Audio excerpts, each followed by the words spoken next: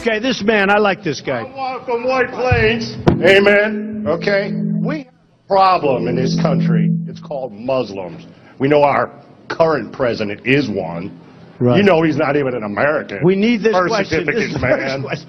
But anyway, we have training camps growing where they want to kill us. Mm-hmm. That's my question. When can we? We're going to be looking at a lot of different things. And, you know, a lot of people are saying that, and a lot of people are saying that bad things are happening out there. We're going to be looking at that and plenty of other things. All right, ladies and gentlemen, welcome back. And, of course, Donald Trump has canceled a campaign event for tonight. I find it really hard to believe that he's running away from that exchange. Joining us now on the Malzberg panel is Larry Elder, radio host of The Larry Elder Show and author of Dear Father, Dear Son, 2 Lives, 8 Hours, and David Goodfriend, Democratic strategist, former Deputy Staff Secretary to President Clinton. So let's get it from Goodfriend first. Let's get the conspiracy theories here. Go ahead, David. Well, I just think back to Senator John McCain when he was the Republican nominee for president. He got a similar question in a similar setting in a town hall, and he walked up to the woman who's asking the question. He took the microphone from her very gently but very decisively and said, "No, President Barack Obama, this is before he was president, he's not a Muslim, he's a Christian. I think he's a good man." And how'd that work out for him, David? How'd that work out for him? Oh, that's good. So let's get this straight. You think you have to be a racist bastard to win the Republican nomination? No, I don't. No, I don't think you go out of your way. You know what? He could have said he's not an Arab, which is what the woman said, and without saying he's a good family man, I like him, he's great. I don't think he had to go that far. Larry, well, I think you've made some news here. You've cleared something up for me. I guess in your view, the Republicans have to be ugly racists in order to win the presidency. Well, you made some news too, David. You're obviously deaf. I don't know about the dumb part, because I just said no, I didn't say that. But you keep saying I said it, and we'll be fine. Larry, the fact of the matter is 15% of Democrats believe Obama's a Muslim, according to the latest CNN poll. I guess they're racist bastards. And also, a majority of Americans either think he's a Muslim or they don't know. So we're a country of racist bastards, which I'm sure would fit right in with David's pulse of the country anyway. Steve, remember the scene from Reservoir Dogs, the world's smallest violin?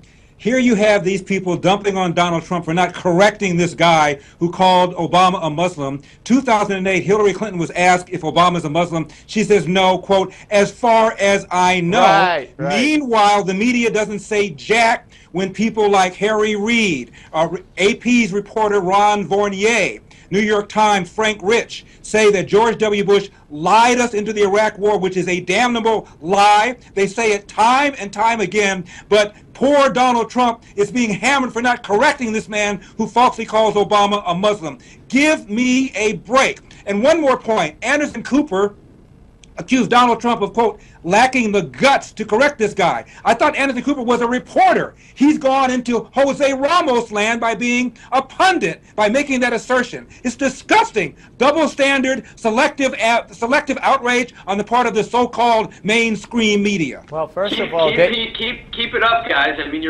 all you're doing is helping the Democrats win the general election. Yeah, David, we love it when we get advice from the left on what we should do to win. We really appreciate it. Too, so it's so good. It's so good. We've won. By the way, we won every state house, so we have a majority of state houses. We won an overwhelming historic landslide in November of last year in the House and in the Senate. So, you know, you should worry about your own backyard before you tell us how we should win. That's what I think.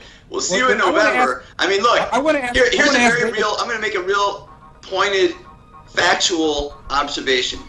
In order to win the state of Nevada, which is a swing state, you have to get 45% of the Latino vote. And what the Republican Party is doing by not calling out Donald Trump on this is giving up on the Latino vote, giving up on the Asian vote, giving up on huge swaths of voters in swing states. So keep it up, Republicans. Yeah. I'm loving this. I know you keep it up. Larry, isn't it amazing? Isn't it amazing how and David's not alone in this. They all want us to do this and do that so we could win. They're all offering free advice, all these strategies on how we should win. They want us to win. Yeah. And by the way, Donald Trump is getting 25% of the black vote, which is 5 times what the last Republican candidate got before. So maybe what he loses on the Hispanic side, he may pick up on the black side. side. I don't know. But I love David giving us advice on how we can win. I really appreciate it. By the way, to be clear, I'm saying you keep it up so we win. I mean, I think this is a pattern that we've had over the last several national elections, is you'll get a pattern where an entire group is alienated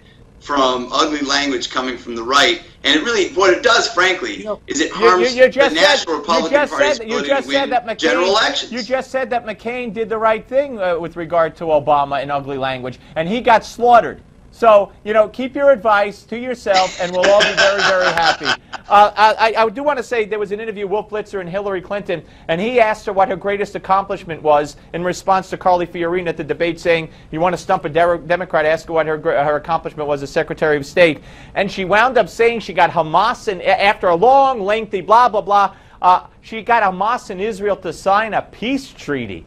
What the heck? My God, how pathetic that is, Larry. It is pathetic, but one more comment about what David said. What about Debbie Washington, chairwoman of the DNC, saying Republican Party wants to drag us back to Jim Crow? I mean, talk about ugly language. What about and Joe Biden in chains? They're coming for you. They're going to put you back in chains. Charlie Rangel says that George W. Bush is due to the fact that not a single Republican in Congress is willing to reauthorize the Voting Rights Act. That is putting us back to Jim Crow. I mean, that's putting yourself on the record. And the majority of blacks believe in voter ID, but don't tell it to the blacks because you know better what's best for them, David. Hey, thanks, guys. Spirited debate, as always. David Goodfriend and Larry Elder. We're coming back with Ray Kelly. But first, who won the GOP debate? We want to hear from you still in the Newsmax.com poll. Right now, Donald Trump leads the way, followed by Carly. But it's not too late to have your voice heard. Just go to NewsmaxPoll.com and cast your vote.